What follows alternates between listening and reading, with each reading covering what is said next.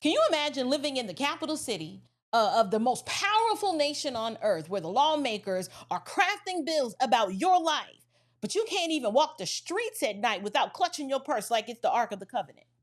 Washington, D.C., they're not giving land of the free vibes right now. They're giving land of the felon. And its Mayor Muriel Bowser, well, she's out here acting like crime is just some bad Yelp review. Oh, it's not really that serious. Meanwhile, President Trump, he's got to step in and he's got to do her job, which makes her look inept, incompetent, and pathetic. We're going to talk about Muriel Bowser's response to the DC takeover and Donald Trump's reasons for why he has to step in. Let's get into it.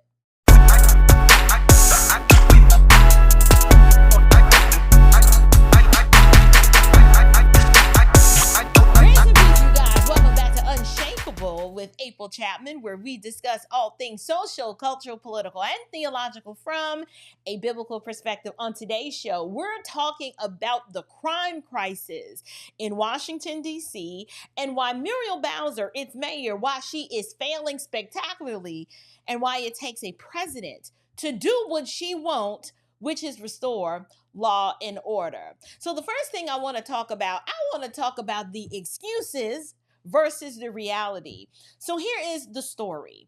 Muriel Bowser, she is all up in her feelings, all up in arms, because Donald Trump called in the National Guard and he ramped up federal policing in the city. She says, this is really not necessary. And she's claiming that, everything is fine. Things are under control. And I'm like, under control? Tell that to all the businesses that are shutting down early because folks are getting robbed in broad daylight. You need to tell that to the families who cannot enjoy the National Mall without stepping over crime scenes. You need to tell that to all the mimas and aunties and everyone else that has to live in the district that is afraid to go out and afraid to drive and to be alone because they already know there's some YN around the corner waiting to pounce. President Donald Trump is celebrating his crackdown on crime in the nation's capital. On Thursday night, he met with National Guard troops, he met with federal agents, thanking them and promising new renovation projects. News Nation's Libby Dean is live at the White House this morning. Libby, how's the president's takeover of D.C. going so far? Well, according to him, it's going to plan. President Trump stopping by a command center in Southeast D.C. to thank those National Guard troops and federal law enforcement agents, also touting his administration's operation for what he describes as a significant drop in crime. Here's the president. When I look at you people, I understand why, because there's no games, right? We're not playing games. We're going to make it safe. And we're going to then go on to other places. But we're going to stay here for a while. We want to make this absolutely perfect. It's our capital. And I guess it used to be many years ago safe, but it's certainly not had a very good run. The president previously announced that he would be patrolling the streets with the National Guard. We, of course, did not see that ultimately happen. Instead, his visit lasted about half an hour, and an administration official telling News Nation that the plans were being worked up on this visit until the afternoon, and then this decision was made ultimately for everyone's safety. Now, also, despite this strong opposition from protesters here in D.C., President Trump does continue to increase the National Guard's presence. Here, we have seen now there are over 1,900 National Guard forces on patrol, and that's well over double the number of troops that President Trump announced at the start of this crackdown, Markey. And Libby, speaking of numbers, what are the arrest numbers looking like this morning? We're getting updates on that, and the White House does continue to tout the arrest numbers that we've seen play out. Attorney General Pam Bondi claiming that 630 arrests have been made so far since the start of this, and the White House touting 251 of those arrests were illegal immigrants. Now, despite those numbers, D.C.'s Mayor Muriel Bowser does continue to point out that crime has been down well before Trump's federal surge. Let's listen. What I know is that our police department has been consistently, precipitously driving down crime for the last 2 years. I think up before the federal surge, more than 25% down. Last year, more than 35% down. on, I think, all categories of violent crime. And President Trump overnight hitting back, posting that Bowser is giving false and inaccurate crime figures. That is in response to what she was just laying out there.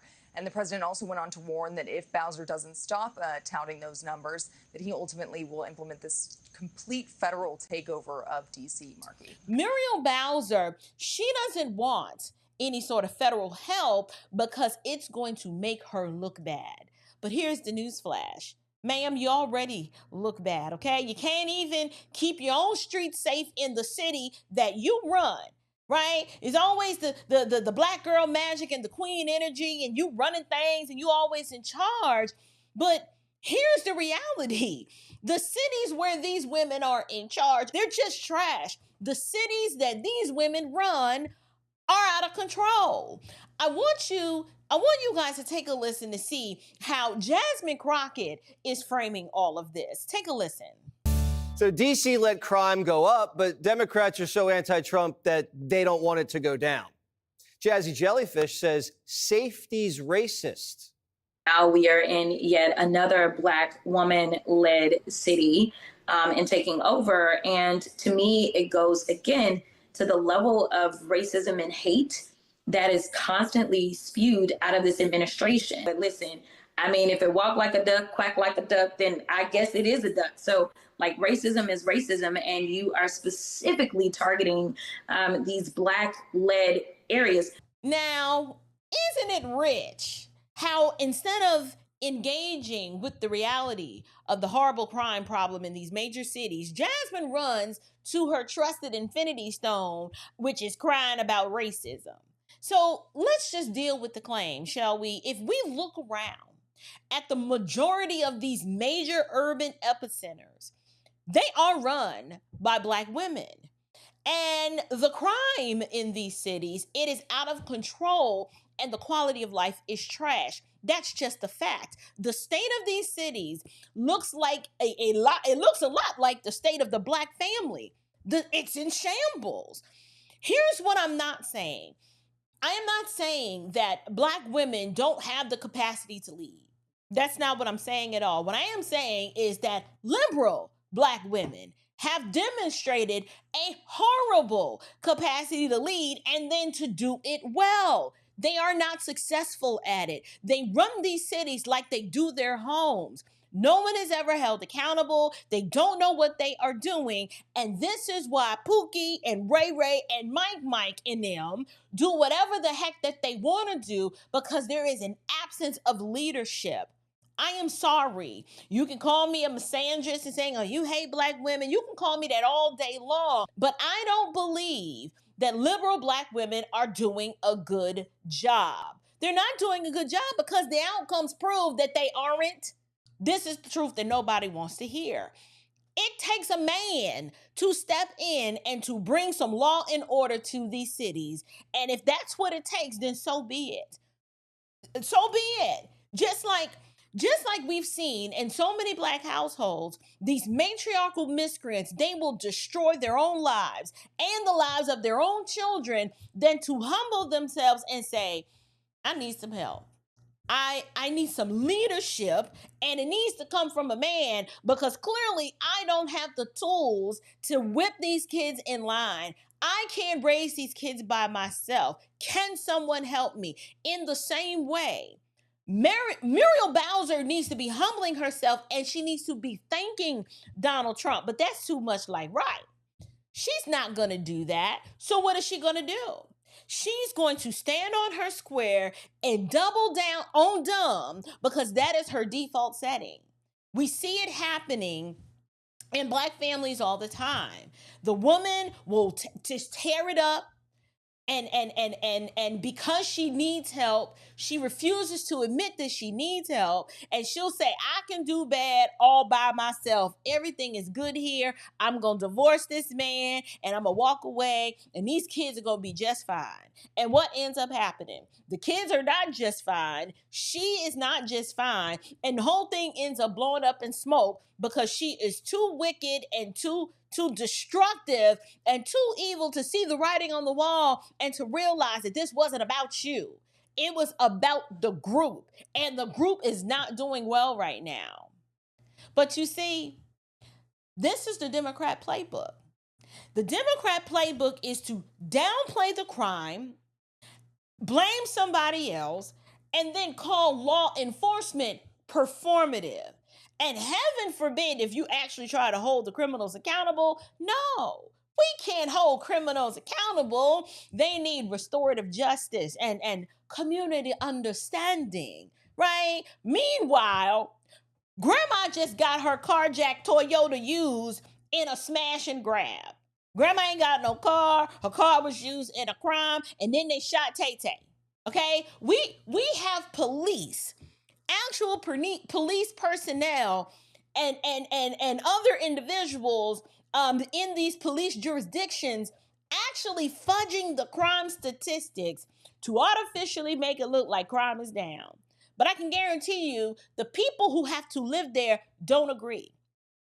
They will absolutely say, okay, so 10 people got shot last week and now it's only 8. Are you actually trying to lead me to believe that 2-man drop in violent homicide deaths is a decrease?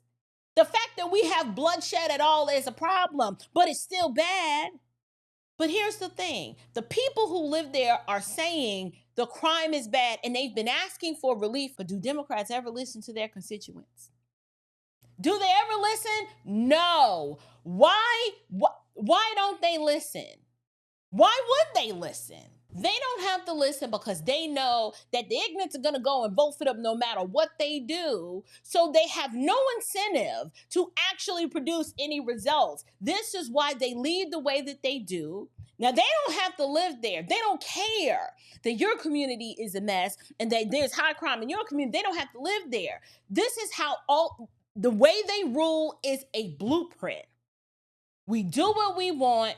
We maintain power. We siphon tax money from the constituents, but we give them nothing in return.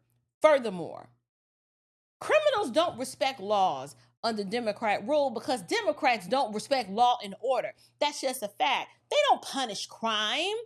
Democrat leadership enables crime. And then, do you know who ends up paying the price?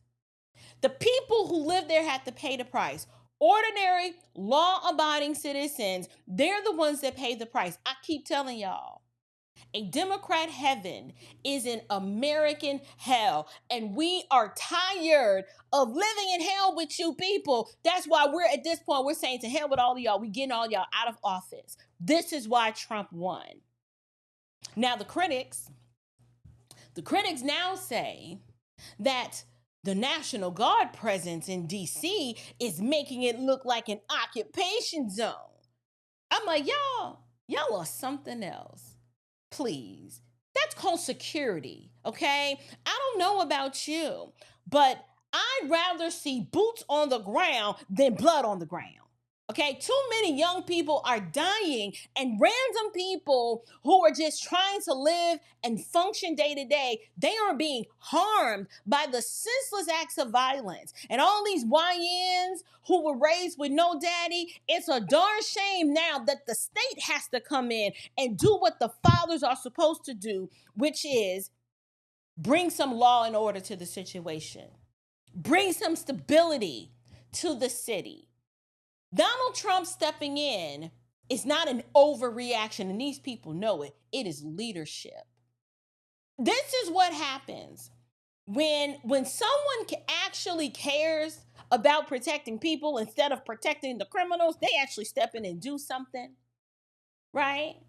Muriel Bowser, she goes and says, you know, the answer that we need is we just need immigration reform. I'm like, ma'am, we're talking about crime in D.C., not the United Nations. Stop deflecting and talking about immigration reform and accept the fact that you are not running your city and everybody else is running the city except for you, like the criminals are. Here's the bottom line. If our nation's capital is unsafe, what does that say about the rest of the country? You don't think the rest of the world is watching right now? If DC looks like a Democrat war zone, then every blue run city is just one bad weekend away from becoming the same. In fact, many of them are already that. And so because Donald Trump knows I've got one shot to make America great again, the world is watching. They are expecting results. Trump gets it. And his point is, if you want to make America great again, we got to start with the Capitol. You secure the streets where laws are actually made, where the people's house is, where the nation's reputation stands before the watching world. Once you do that, then you work your way out. That is the point. There's a scripture in the book of Psalms that says, if the foundations are destroyed, what can the righteous do? That is the question for America today. Democrats like Muriel Bowser, they have destroyed the foundation of law and order in Washington, D.C. But the good news is, through God's providence, we have leaders that are willing to step in and actually do something. And this is what's making the Democrats mad. Because let's be real, Democrats don't care about crime, okay? They care about power. And the dirtier the streets, the easier it is to control desperate people. You just keep telling them that you're going to stop the crime and get the crime down, but you never do anything. But here on this podcast, we're not falling for it. And this is why we talk time and time again. And I'm always spending an incredible amount of time constantly exposing their hypocrisy and their wicked deeds of evil. So the choice is very simple. You get a Democrat hell or you get law and order. Now, for me, I'm going to take the law and order every time. And I don't really care what anyone else thinks about it. Because if I have to live somewhere, I want it to be safe. And I don't want to have to go to our nation's capital and fear for my life. I don't want to have to go into any U.S. city and fear for my life. But the question is, what do you guys think? Do you guys agree with Jasmine Crockett? And do you think that what Trump is doing is motivated by racism? Or is it safe to say that these Democrat-run cities who happen to be run by Black women are actually unsafe and need to be cleaned up? Like, the proof is in the pudding, right? But I want to know, what do you guys think? I want to hear from you. Please leave me a comment down below. And also, you guys, don't forget, we now have an entire community over on Patreon. We have so many loyal Unshakable family members over there. So I would love for you to come and join us over there. I don't want you to miss out on the conversation and the value that I'm adding over there. And it's so simple to join. All you have to do is click the link down in the description box below, and you can just sign up and join. But that's pretty much all the commentary that I had on this situation. So until next time, you guys, stand firm, stay bold, and above all else, stay unshakable. Grace and peace.